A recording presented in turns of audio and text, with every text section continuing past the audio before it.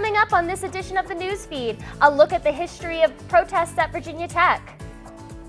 Plus, the right way to dispose of your prescription medications. And which organizations get the most school funding and why. Those stories and more are just ahead.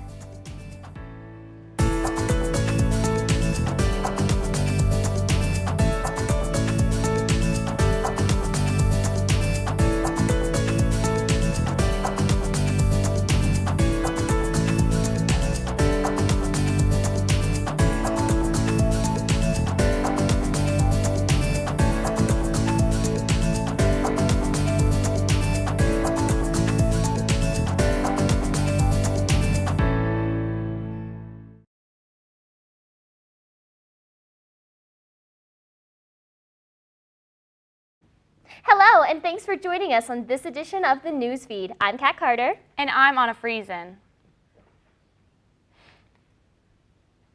On Sunday, February 12th, a devastating fire started at the Virginia Tech Research Center on Price's Fork Road.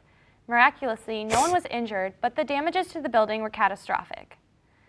The building that caught fire was home to Virginia Tech's Future House, a prototype used for research with smart home technology.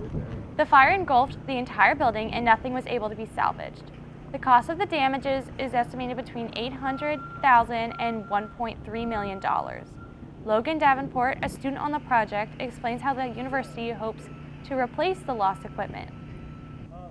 So I guess we're just going to start over and see what we can do from there. See if all the companies who actually did the building and donating would be willing to, maybe if it was insured or covered, be willing to donate it back.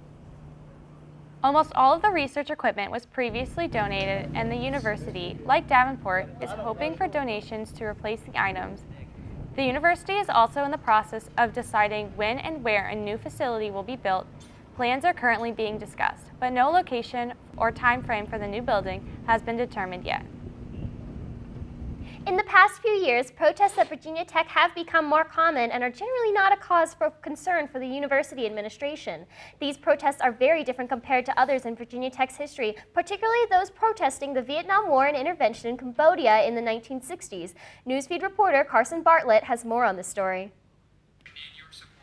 On February 9th, the coalition Academics United staged a protest on the drill field with students against the border wall and immigration ban. While Thursday's protest was peaceful, Virginia Tech has had a history of protests which have strained the relationship between students and the university. In 1970, the occupation of Williams Hall ended with more than 100 students being suspended from the university and arrested.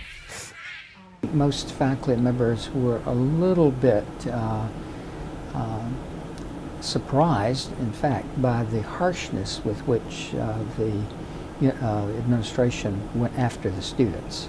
The relationship between the administration and recent organizers has been more cooperative than in the past, but scholars disagree about whether the protests will continue to grow and resemble those of the past in size and frequency. They tend to be relatively small, relatively isolated, and very much unlike what was happening in the very late 1960s. With the new presidential administration, some professors say that protests on campus may become larger and more frequent, resembling those of the past. In each decade or era, we see this come up, and I think the question is whether or not it will end up sustained. Do these sustained movements result in some sort of lasting outcome, where the organizations or groups of interest remain networked, remain in relationship?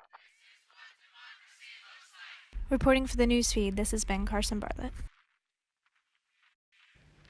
For many female soccer players, the opportunity to play professionally in the United States following their collegiate career would be a dream, and for a select few, that dream becomes reality.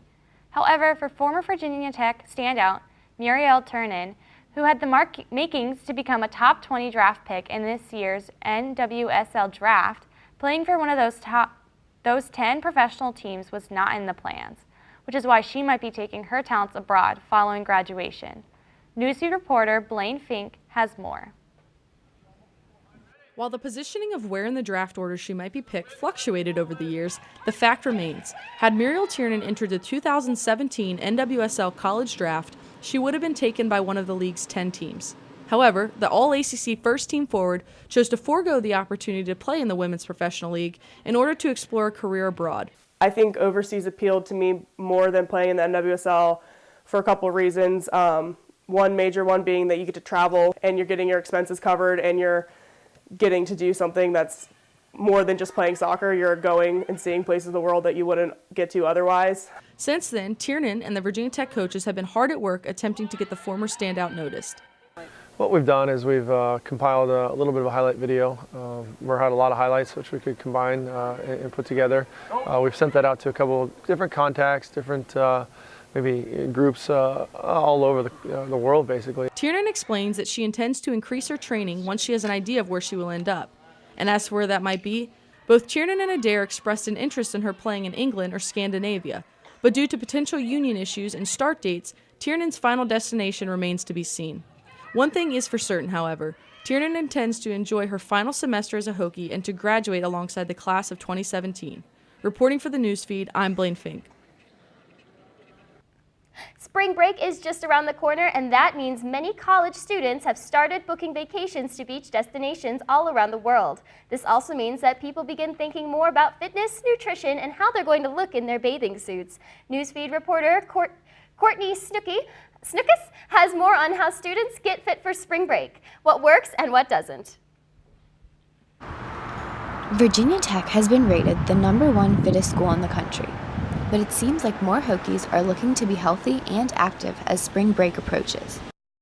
One of the resources that students utilize around this time is VT's nutritional counseling service. Historically, we've had more people, obviously more towards spring break, but also with those, they tend to not be as realistic because they do it more in a shorter time. So like they say, like, oh, in 3 weeks I want to be able to lose 10 pounds, and that's not as realistic, so trying to find smaller goals that they can do to get to the spring break goal definitely helps with that. So, and then also just trying to find things that they'll sustain after spring break.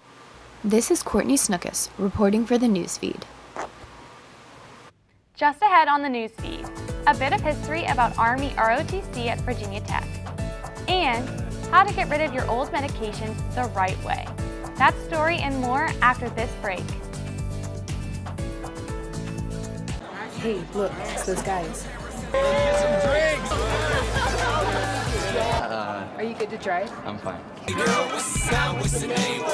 How many did you have? I should be fine. You should be. Go and step out of the vehicle for me. See ya, buddy. Good luck. So turns out, buzz driving and drunk driving, they're the same thing, and it costs around $10,000. So not worth it.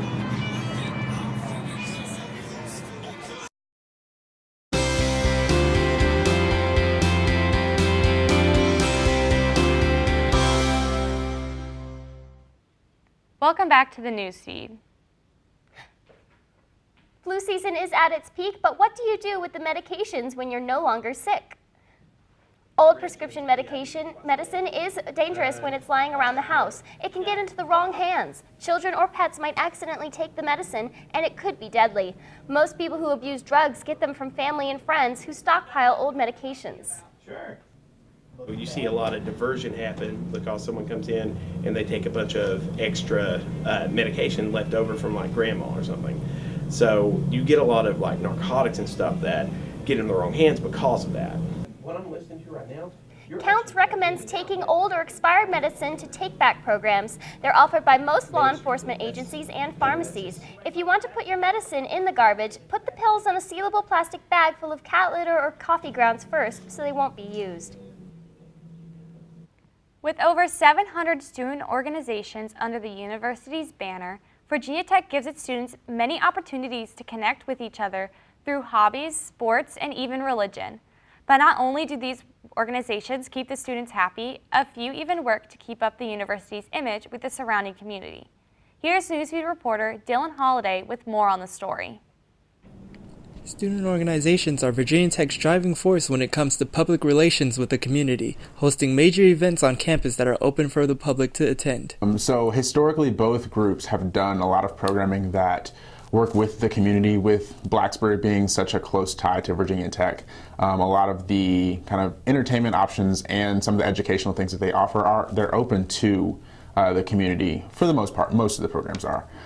So if they do some sort of educational speaker that somebody from the community might want to come out to, if they're like local schools that would want to come out, they're more than welcome to do that. University chartered student organizations like Virginia Tech Union and the Black Student Alliance are designed to reach out to wider audiences. And it's here at Squires Student Center where you'll find offices for university-chartered student organizations, all of which receive thousands of dollars in funding to hold events for not just Virginia Tech, but the surrounding community as well. Well, we get funded through Budget Board, and Budget Board gets funded through actually part of your tuition. There's like a student service fee, and it's like $90 per semester, and that goes towards a bunch of different Budget Board and gets funded through a bunch of different organizations. The biggest one being Virginia Tech Union. More money we have, the more events and the bigger events we can give you. I'm Dylan Holliday, reporting for the Newsfeed. For decades, downtown Blacksburg has been the home of historic Hokie hangouts. Although Virginia Tech has changed drastically over the years, Top of the Stairs and the Lyric Theater have made it through generations of Hokies. Top of the Stairs has been Virginia Tech's premier hangout spot since its opening in 1978, due to its proximity to campus, Tuesday night karaoke, and famous mixed drink known as the Rail. Much like Virginia Tech, the Lyric Theater was built on tradition. The Lyric has become part of the heart of Blacksburg since opening in 1929 by becoming the favorite place for students to see a movie or live show, while keeping the old theater style charm. In the early 90s and mid-90s, it underwent a massive renovation and a reopening, and it's been really a fun process to see the Lyric itself come alive again and continue to be a fun hangout spot for students and for the public of Blacksburg. Top of the Stairs hopes to continue to be the setting for some of the most iconic Hokie moments, including the place to be after football games. As the only 2 times students have torn down goalposts following a win, they ended up at the top of the stairs. As for the 3rd oldest theater in the state of Virginia, the Lyric hopes to continue its tradition of history by providing great entertainment for the Virginia Tech community. This semester, Virginia Tech's Army ROTC is celebrating its 100th year of service. This monumental milestone is causing cadets to reflect back on their history and look forward to their future here on campus. With more on the story, here is Newsfeed reporter Whitney Turner. Thanks, Anna. Army ROTC's 100th anniversary of instruction at Virginia Tech is a reminder of the university's dedication to its motto, Ut Prosim. I spoke with cadets to learn more about what it means to be part of such a historic tradition.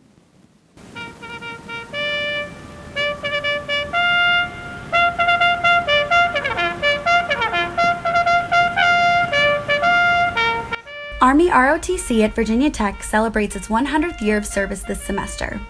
As one of the oldest Army ROTCs in the country, the significance of this anniversary is stirring up feelings of pride from commanding officers, cadets, and alumni.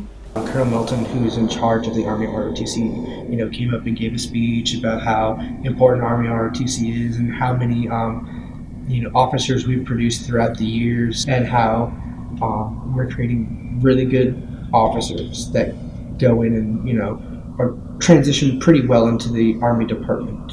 While the battalion looks to its future here, it's hard not to relish in its storied past.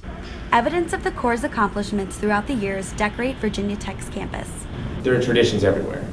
The whole Corps used to be exclusively the university. So you look back at history, any time before the 1970s, it's all the Corps. So I really think, without Virginia Tech, there never could have been a Corps, and without the Corps, there never could have been a Virginia Tech. The Army ROTC Centennial reflects a past of honor, integrity, and service. With 100 of its years already in the history books, there's no telling what the next 100 years will bring for this battalion. Throughout the semester, the cadets will continue to enjoy this historic anniversary and work towards creating Virginia Tech history themselves.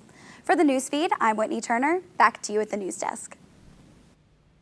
That will wrap up this edition of the Newsfeed. If you have a story idea for the Newsfeed, let us know. Send us an email at thenewsfeednrv@gmail.com, and as always, you can connect with us on Facebook and Twitter. Thanks for watching. I'm Kat Carter. And I'm Anna Friesen.